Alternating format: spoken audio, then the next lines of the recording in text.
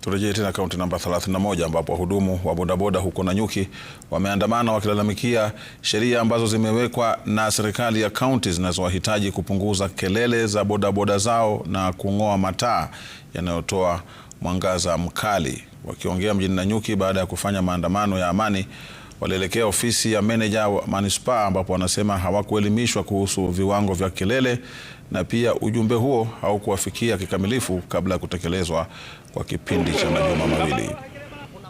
Brokers ambao wanaleta hizi pikipiki za stima ambazo hazina kelele na wanataka kutumia municipality ili hizi pikipiki za exhaust ziondolewe tuweze kwenda kwa zile pikipiki za stima. Na mliona juzi bado hizi za stima tukiwa tumezileta kwa media ambapo zinaenda 40 kilometers tunaambiwa ni 100 kilometers. Kwa hivyo hata mteja afiki mahali alikuwa anaenda. Ni mzuri pia hizo ofisi zikienda kupeana hiyo kutoa hiyo sheria zao, ni mzuri kutumia the right channel to communicate so that the stakeholders wanaweza kuwa na wakati wa rahisi sana kucomply with the sheria. Tunaomba municipality iweke distinction, distinguish between business people, hawa bodaboda na hawa watu ambao wanakuja na wanasema ya kwamba tarehe 22 mwezi wa pili watakuwa huku.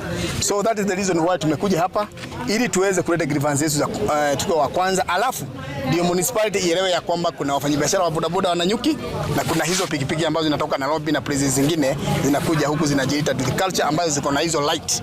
Sisi kama watu wa bodaboda wa Nanyuki tuna support kuondoa hizo vitu. Hii town si ya Tone, si ya Jao, hata si yenu, ni ya pia watoto wenu watakuja.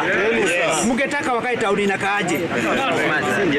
Nanyuki primary imejaa watoto. Watoto wa nani? Hospitali iko na wagonjwa. Wagonjwa wakina nani? Then we need to come up with an agreement how we are going to operate.